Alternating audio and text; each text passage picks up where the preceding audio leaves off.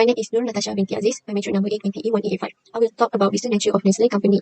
Nestle Malaysia Berhad operates as an investment holding company. They operate in two segments, which is food and beverage and others, which include nutrition and Nestle Professional. Coffee and beverage, meals, liquid drinks, junior food, breakfast cereal, ice cream, performance, nutrition, and Nestle Professional are the different categories of Nestle product. The Nestle company is the regional manufacturer of infant cereal. Nestle was listed on Bursa Malaysia in 1989 under the main market. The founder of Nestle company is Henry Nestle, and the Nestle Malaysia Berhad was founded in Malaysia. Hi, I'm Doctor. My name is Bayo I, and my metric number is A20A12XX. Today, I want to present about the business natures and horizontal axis. AFT is one of the food behaviors the producing company and the sales of sales. The famous brand of the product, for example, 7up, Nestle, AFT operation in Malaysia, Thailand, and all the countries. Assalamualaikum, my name is Nashiza Niti Romaiza. My mention number A20A1790. I will explain about horizontal analysis for Nestle company in 3 years. To calculate current ratio for Nestle company, current asset divided by the current liability and we get 0.65 times in 2019 and 0.59 times for both year in 2020 and 2021. This shows that the performance of Nestle is not getting better and is not capable of paying its short-term obligation on time. For quick ratio, we have to use formula current assets minus inventory divided by current liabilities. Then we get the quick ratio for Nestle company in 2019 is 0.31 times, in 2020 is 0.27 times, and in the year 2031 is 0.20 times, which means the quick ratio for Nestle is decreased steadily from the year 2019 to 2021. Next, for net working capital, we use formula current asset minus current liability. From the calculation, it showed that the net working capital was increased from 581,737 ringgit in year 2019 to 736,947 ringgit in year 2020, and its continued increase to 788,419 ringgit in year 2021. From the calculation in 3 years, the same company show a negative net working capital. Besides, for inventory turnover, we use formula cost of goods sold divided by inventory. Then we get the inventory turnover decreased from 6.24 times in 2019 to 5.77 times in the year 2020 and 5.07 times in 2021. The ability of Nestle company in selling the inventory has dropped in the year 2019 to year 2021. It reflects the ineffectiveness of inventory in generate sales. For fixed asset turnover, we calculate use formula sales divided by fixed asset. Then we get the fixed asset turnover for Nestle company was decreased from 3.34 times in the year 2019 to 3.04 times in 2020, but increased slightly 3.11 times in 2021. Fixed asset turnover will reflect the ineffectiveness of total asset to generate sales. Next, for total asset turnover, we calculate use sales divided by total assets. The total assets turnover was decreased from 2.02 times in 2019 to 1.89 times in the year 2020. Meanwhile, the total assets turnover ratio for Nestle company is getting worse, although it has increased to 1.92 times in the year 2021. And for debt ratio, we calculate use formula total liability divided by total assets. And we get the debt ratio for Nestle increased from 76% in the year 2019 to 81% in 2020 and decreased 18% in 2021. The higher ratio reflects the higher amount of debt to finance assets. Assalamualaikum warahmatullahi wabarakatuh. My name is Nuratika Hani Talhan, Nometry A20A1826. I will continue the presentation. So, the first one is the debt to equity. For the 2019, debt to equity is 310%. For the 2020, 413.59%. And for the 2021, the percent is 412.24%. And for the time interest earned, for the year 2019, we get a 4.32 times. For 2020, we get a 4.221 times, and for the next, which is 2021, we get a 4.13 times. And the next one is the gross margin profit.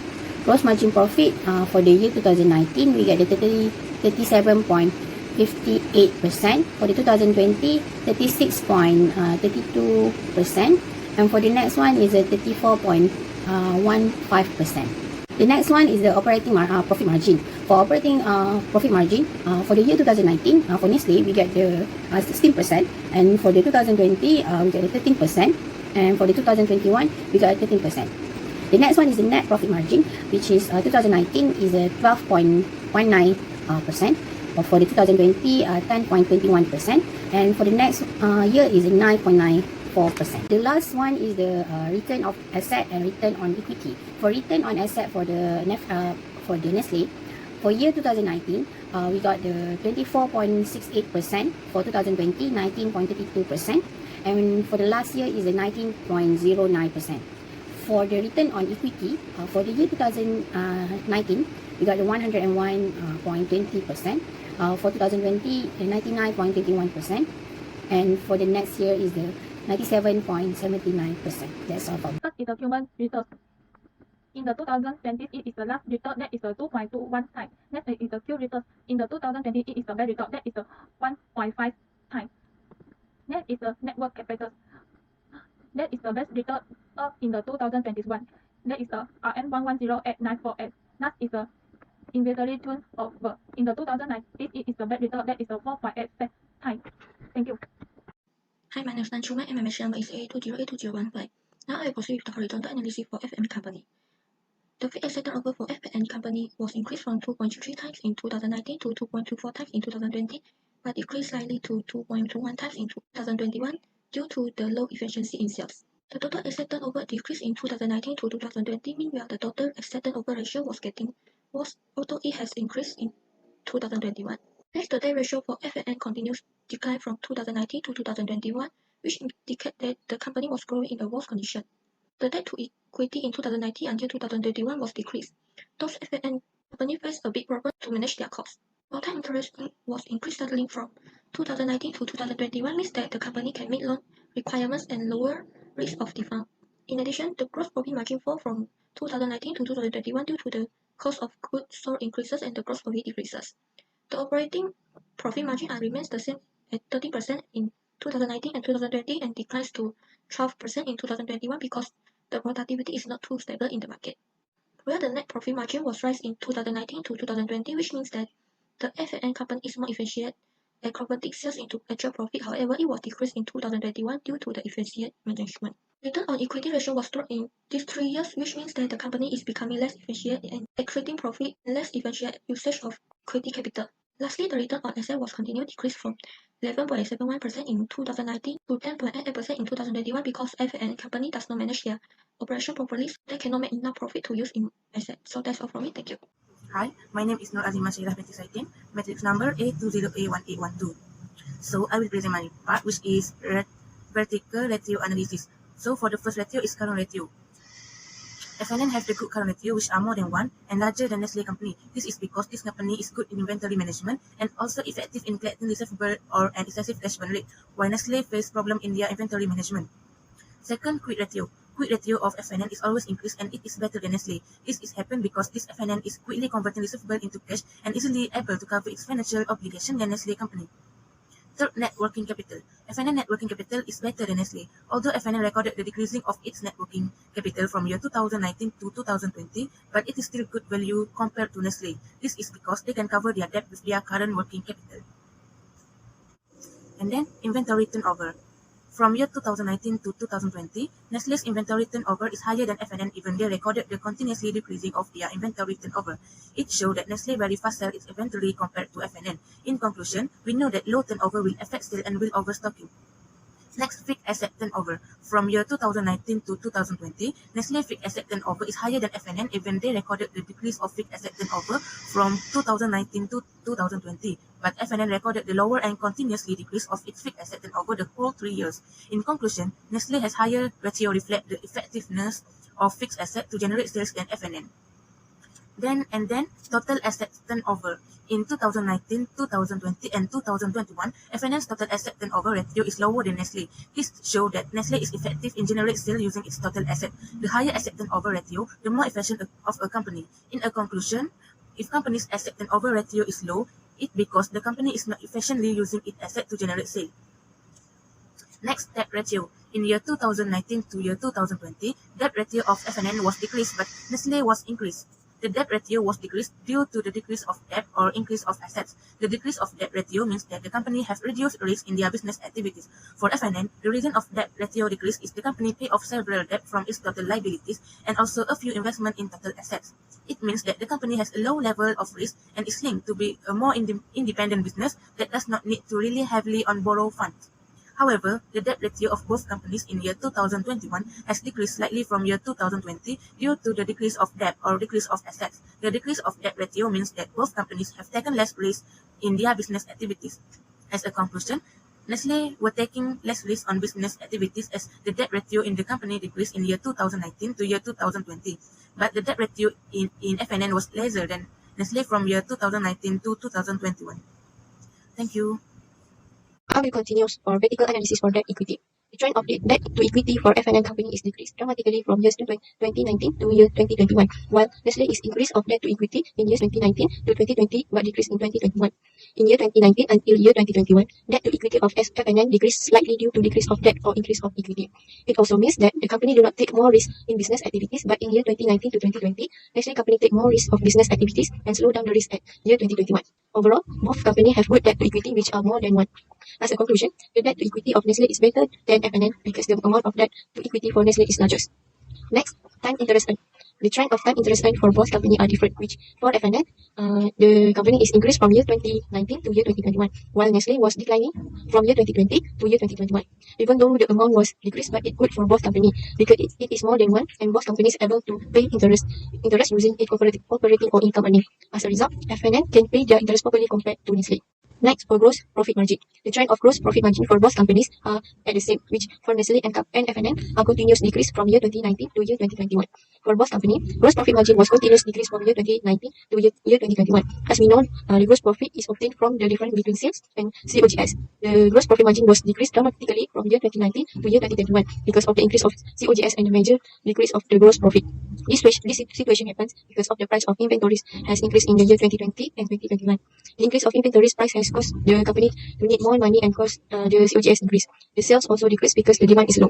As a result, the performance in getting gross profit in both companies, which Nestle and F&N, was worse as the gross profit margin continued to decline between years 2019 to year 2021. 11. Operating profit margin. The trend of operating profit margin for Nestle was dropped in 2019 to 2020 and remained constant in year 2020 to year 2021. But for F&N was remained constant in year 2019 to year 2020. However, it drops in year 2021.